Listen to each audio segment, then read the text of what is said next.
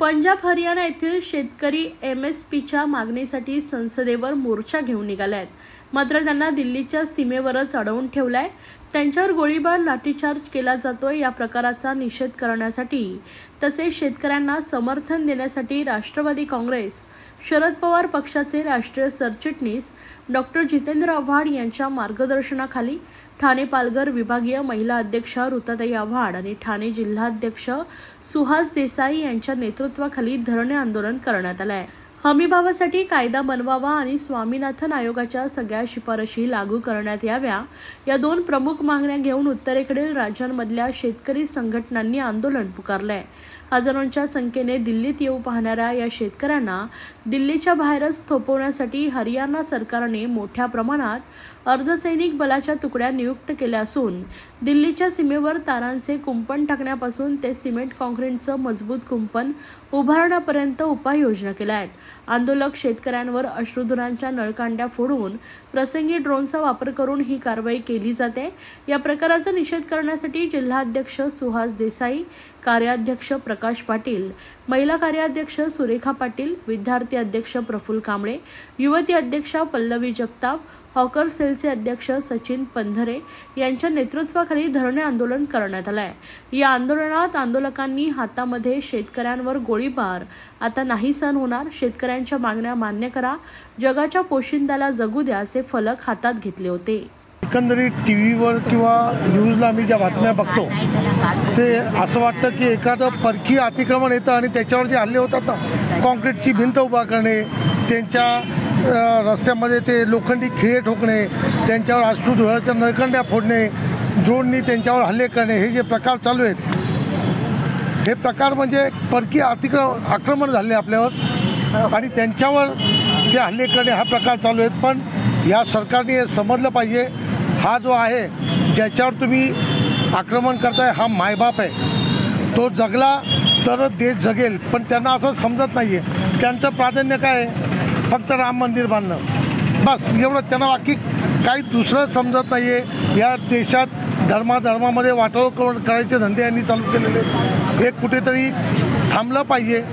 शेवटी शेतकरी जागला तर देश जगेल, तुम्ही आम्ही सगळेच जगू, ही काळाची गरज आहे। त्यामुळे या सरकारला एक माझं सांगणं आहे की आज तुम्ही त्यांच्या वाटेमध्ये लोखंडाचे खिळे तुम्ही आज लावलेत, पण हे शेतकरी उद्या तुम्हाला लोखंडाचे चणे खायला लावतील, हे सुद्धा तुम्ही लक्षात घ्यावं। एक राजकीय मंच असू की ज्यांनी दिल्लीला आता जे शेतकरी मार्च करून येणार आहेत त्यांच्या सपोर्टमध्ये आवाज उठवला आहे। 2021 मध्ये जेव्हा प्रथम शेतकऱ्यांनी आंदोलन केलं होतं त्यावेळेला ह्या सरकारने ते आंदोलन आधी चिरडण्याचा प्रयत्न केला आणि मग मिटवलं, असं म्हणून की आम्ही तुमच्या मागण्यांचा विचार करू। पण 2014 पासून जी जुमलेबाजी चालली आहे त्याच धर्तीवर त्यांना काहीही मिळालं नाही। त्यांच्या मागण्या एवढ्या आहेत की जे मिनिमम सपोर्ट प्राईस असते, म्हणजे शेतकी मालाला जो हमी भाव असतो त्याचं बिलामध्ये रूपांतर करावं आणि बऱ्याचशा जवळजवळ 40 गोष्टी कमॉडिटीज त्यांना त्या हमी भावाच्या अंतर्गत पाहिजे का त्याचा समावेश करावा असं त्यांचं म्हणणं आहे शेतकऱ्यांचं।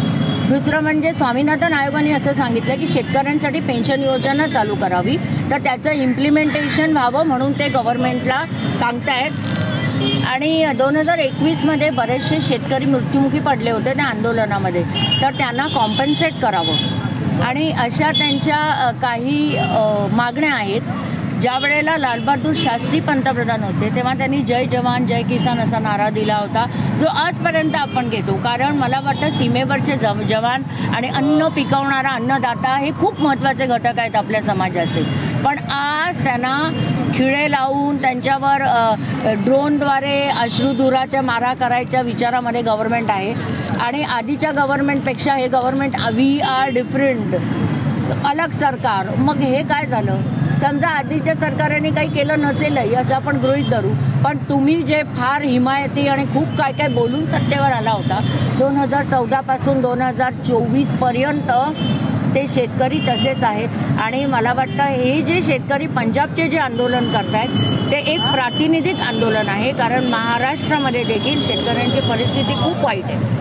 फरक एवढा आहे की ते आत्महत्या करत नाहीत, आपले बिचारे शेतकरी हतबल होतात आणि कर्जमाफी ही देखील त्यांची एक मागणी आहे की जो कर्जाच्या ओझ्याखाली दबून आपले शेतकरी आपल्या राज्यातले आत्महत्या करतायत, तशी वेळ कुणावरही येऊ नये. मला वाटतं एक सामान्य माणूस म्हणूनही आम्ही आज इथे आहोत, कारण आपल्याला मोबाईलची बिलं वाढलेली चालतात, केबलची बिल वाढलेलं चालतं, सगळं चालतं. पण थोडेसे जर कांदे बटाटे महाग झाले तर सगळे उच्च मध्यमवर्गीय पण जोरजोरात आवाज उठवतात आणि त्यामुळे भरडला जातोय शेतकरी, मधले दलाल, जे मधले सगळे जे लोक आहेत त्यांच्यामुळे आज आपण जे काही पैसा देतोय तो अर्धा GSTत जातो आणि उरलेल्या त्या दलालांना जातो आणि ते शेतकऱ्याला खरं म्हणजे काही मिळत नाही.